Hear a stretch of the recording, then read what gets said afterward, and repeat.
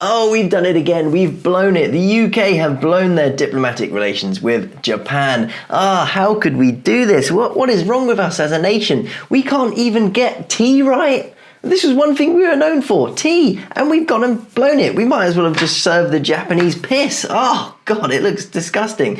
So at the moment, there is the Osaka Expo, the global expo that's going on across the world, and nations are invited to host a sort of a showing of their culture and show everyone the best of Britain, the best of America, the best of China, the best of Singapore, and the UK had a booth there. They had this booth, the British Embassy went along and set it all up and got it all going, and we served afternoon tea, as of course you would as a British person. We served it for 5,000 yen, which is about 5,000 yen is about 30 pounds-ish, about 30 pounds, 35 when I first started coming here, depending on the old exchange rate, it goes up and down, but we'll call it 30 pounds.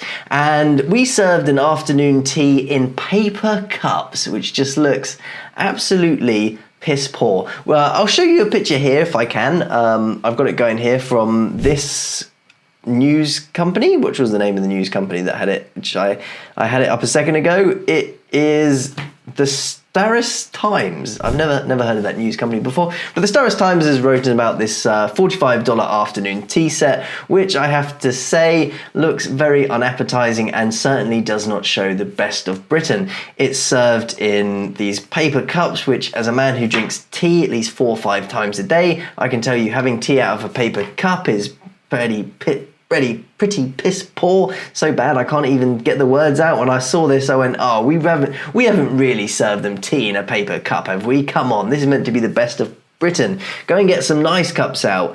The cakes are, well, pretty tiny, and the sandwiches, well, I'll be honest, they don't look very appetizing. They are more bread than actual meat. I will say that is a pretty much of a symbol of Japanese sandwiches, though. Since being here, their sandwiches are very, very small. But we're meant to be showing the best of Britain. We could have put a little bit more effort into this plate.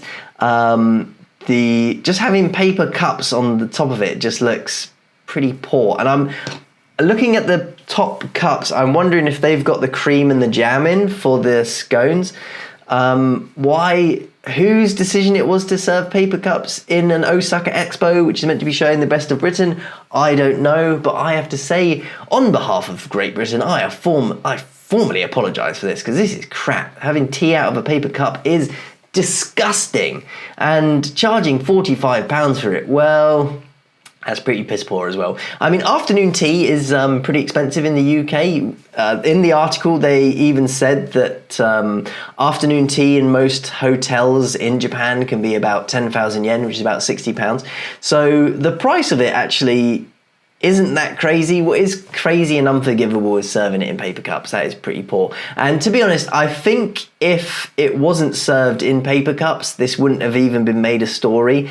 Yes, it's not the best afternoon tea in the world, which at a Osaka Expo showing the best of Britain, it should be the best, the absolute best of best of best, the best that we can do, but it's not. The scone looks very nice, I have to say, in defense of this pretty piss poor thing, but overall it could have been a lot better. And the UK at the moment, we seem to be struggling to get most things right, so not particularly good. But in our defense, at least we didn't do this. So recently I went to Osaka, and I wanted to go and buy myself a brand new camera, and I was going to go and buy a Sony camera. And the Sony cameras, what they do, or Sony the company, is they language lock all of their cameras into Japanese only and sell them as domestic only products. And I wanted to go and get one with an English menu. How much do you think the price difference was? £50, £100, £200 for an English model in Japan? No, the price difference between the two was $700. That's about £600 just to get a camera in English.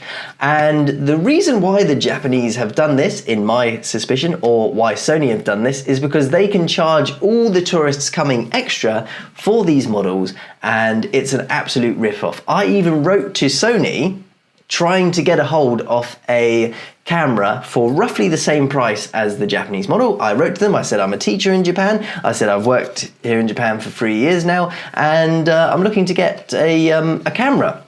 And I want to get one with English, and I don't want to blow my load and blow all the money that I have on just a camera. And I even was like, hey, this seems a little bit discriminatory, charging such a big difference for languages in the models. In the end, Sony wrote back to me in corporate speak and said, well, there's nothing we can do for you, I'm sorry about that. And where the price difference was it's 50,000 yen more to buy the camera in English. And then also Sony have a cashback offer. So if you go and buy a Sony camera and you send them some details, after they give you 50,000 yen back in cold hard cash, baby, would you believe it? Or they send you it to your bank account. But all of the international models with English in it are excluded from this. So I have to say, in terms of diplomatic relations, I think charging $700 extra for a camera with English in it is even worse than serving tea in paper cups. But that's just me. I think as things for diplomatic relations go, a $45 cup of tea isn't too bad. But what do you think? You tell me. Believe me, I'm so angry about that Sony have done this. I have decided I'm never buying another Sony product ever again. I'm finished with them. They're done. How you can justify charging $700 extra just for a different language in something is crazy. And what's even more crazy is we're getting very close to June, and I can predict this without anything, that Sony is going to put on their Facebook, on their Twitter, they're going to have the rainbow pride flags going everywhere. A flag that is meant to show diversity and how strong we are as people together. Meanwhile, you're charging $700 extra for a language setting, which let's be real, it does not cost $700 extra to put a language inside of a camera. And they've just made this artificial market by only making these Japanese only cameras and then selling the same exact camera just with English inside the menu. And I mean, not just English as well. This doesn't just affect me with English. It's also, French, German, whatever language you want to speak. Any tourist who comes to Japan and wants to buy a camera has to pay extra for it so that they can put the language in it. And I think this is disgusting. Even worse, dare I say, than serving tea in a paper cup. But we've got more stuff going on in our podcast for the rest of the day. We certainly have. We've got some more Japanese news. Next Japanese news story is one which I actually couldn't believe. Oh, and we got a Tsushima news story from our big place in Tsushima as well. The next one is, I wanted to do the BTS woman. So I don't know if you saw this about, what was it? Quite a long time ago, January, December, BTS had this weird event. I don't know why they would do it. It doesn't make any sense to me. I'm not a fan of BTS. I'm not really a fan of any pop group this much, and I find this weird. They had a hugging event. It was something like that, a hugging event where people could come along and they would get to hug some of the BTS stars. And one Japanese woman went along and she hugged the BTS man, as you do, and must have got into his embrace, smelled him, and just went, oh, you know what? I'm going to go in for a cheeky kiss. And she went in for a kiss, and the whole world has exploded on this poor woman. There was a police investigation launched after she returned back to Japan, and in the end, about a month ago, the police said, well, basically, look, she's gone back to Japan. We're not investigating this anymore. I think the police basically went, hey, it's not really that big of a deal. When you invite 100 people into these huggathons, someone's going to get a little bit cheeky and try and take the mick. But there we go. So they said that we are suspending the investigation. That's it. We're washing our hands of it pretty much and we're done. But this Japanese woman, believe it or not, has gone all the way to Seoul and she's handed herself in to the police. I couldn't believe it. She was in the clear. If that was me, I was going, bish bang bosh, case done, you're free. And she must have managed to get into Korea without anything getting flagged up. She must not have been pulled in by the police because she said that she's voluntarily returned herself into Seoul to be punished for this. So amazing, absolutely amazing. If that was me, I would have never have done this. I mean, this would have never happened to me because I wouldn't have gone to like a hug-a-thon event because I think they're weird and creepy, and especially in the times of just getting over COVID, I don't want 100 people to hug me. But she's handed herself in, and to be honest, I really hope nothing comes of this for the poor woman, and that she doesn't even get a slap on the wrist. They just go that, look, don't do this again. We're not going to charge you. You turned yourself in. That was it. I suspect something might come from this, whether it will be a little fine or something a little bit silly, but there we go. This is just a stupid thing that happens. And for those of you wondering about this story, if it was on the other side and this was a woman pop star and a man went in for the kiss, I think I would have said the exact same thing. You don't invite 100 people in to hug you and then not expect one of them to get a little bit handsy or a little bit something like that. This event is creepy. As a person, I think they're just weird. You don't invite that many people into your public space. I think it's gross and creepy. Very creepy. But there we go. That's that. Next news story for you. We have a Tsushima one. Funny, these are all diplomatic relation ones. I didn't actually plan this. In fact, in researching the episode for this podcast, I've probably done about 10 minutes off. That's how high of a journalist I am, and high my YouTube channel. I've done about 10 minutes of research for this, so get ready. The next one is about Tsushima, the place where I live. South Korea returned a Buddha statue stolen from Tsushima, but get ready for the twist in this. So this statue was stolen from Tsushima, but Tsushima originally stolen it from South Korea. So they did a reverse Uno, and now it's coming back. So what happened, there's this Buddha statue that was originally in South Korea. Tsushima being the piratey place it is, full of pirates back in the day. In the 14th century, someone, I think no one knows who, it's such a long time ago, a pirate stole this precious Buddha statue, and it had been in Tsushima ever since. And then about 12 years ago, someone stole the statue back, and it went over to Korea, and it has been in Korea ever since. And this created a bit of a diplomatic problem between Japan and Korea, would you believe it, over a statue. I mean, it's a religious statue, so it add a little bit more weight to it than what I would. But yeah, so this statue is now being returned back to Tsushima. So the people who stole it in the first place are getting it back, which is just a bit. I found it a funny story. I even found it even more funny the way that they were shipping it back to Tsushima, because they sent it to, I think, Seoul Airport. It's going to Fukuoka, and then it's getting flown. It's either getting flown from Fukuoka. I assume it's getting flown from Fukuoka. It's getting flown from Fukuoka over to Tsushima. I kind of think, come on, man, this is a pirate story. We've got to keep it stuck to ships. I was thinking, why didn't they just send it by ship back to Tsushima? That seems like add more to the story. And if this gets stolen in the next couple of years, oh my good Lord, I don't even know. I don't even know what was going on. And before all of this happened, there was actually a Korean court who ruled that the statue actually originally belonged to this. Originally belonged to. I cannot pronounce the name of this. I'm sorry. Even I lived in Japan and very close to Korea for about 3 years, and South Korea ruled that it should go back to us. So it should go back to Tsushima, but for some reason they've taken a long time about sending it back. But there we go. It's coming back. So that's nice. We're getting the statue back. Very excited about that. Tsushima people, I'm sure, are excited. Very excited about that. We are kings of the pirates and apparently the video game. So very cool. But next news story for you is... where was I? The next news story for you. This is horrible thing that have gone on to teachers, and so in Tokyo there was a. Cool, can you tell I only did 10 minutes research of this? But I did say I had all the links neatly written. Here we go. Got it much better. See, 10 minutes research. This is what you get, Stefan.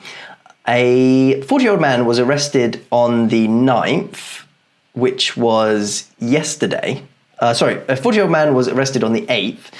46-year-old man, I should say. Let's get your story straight. Let's get this right.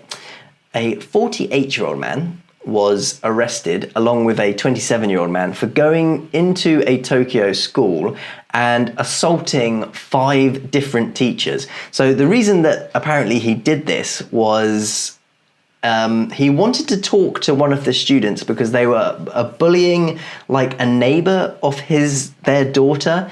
So apparently the 2 that went into the school were drunk and they assaulted 5 different teachers.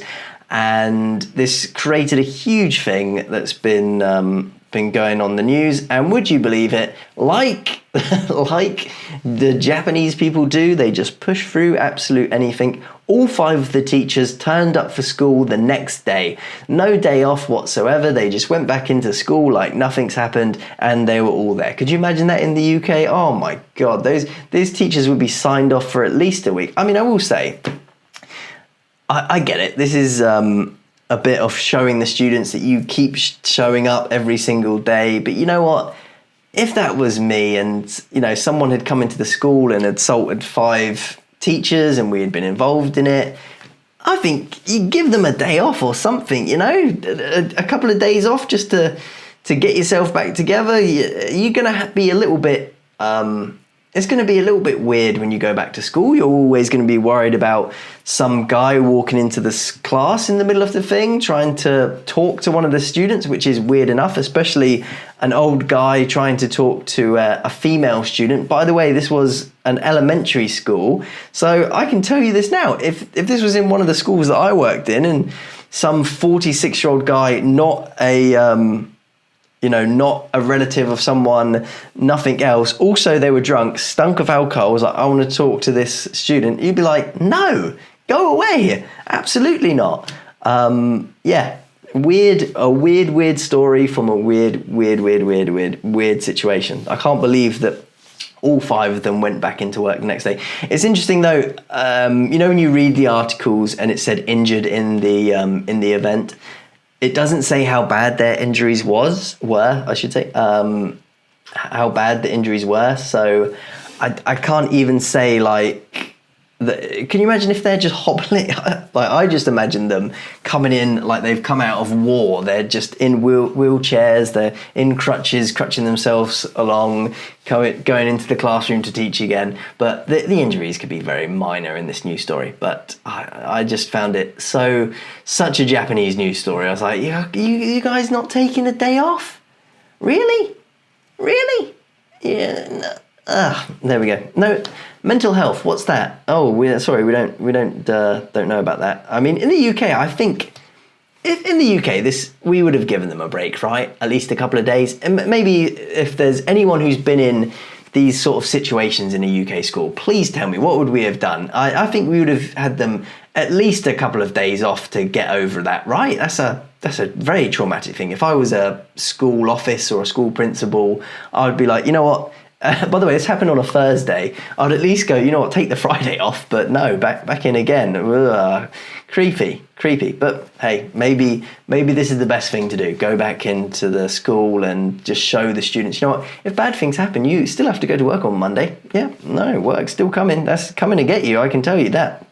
But that, I think, is going to be our news stories for today. I'm pretty sure that's the only 4 I had. We're just going to do a very, very short one. I wanted to talk about the UK tea problem very, very much. I couldn't believe this when I first saw it. I thought, how can the UK screw up afternoon tea? Well, we like most things, we're very good at screwing things up, and I thought we had afternoon tea in the bag. I thought that was our thing. We were known for tea. You can't fuck up tea, but no, apparently we can. We put it in a paper cup, which...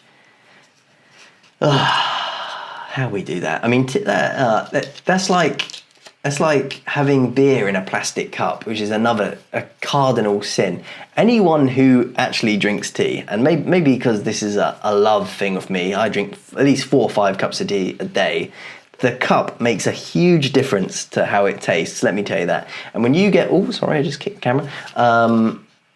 When you get a nice cup, you want to stick to it, because let me tell you, it's beautiful. And when you get those really nice fancy little cups and you drink tea out of it, oh, nothing tastes better. It's like a warming in my heart every single morning I wake up.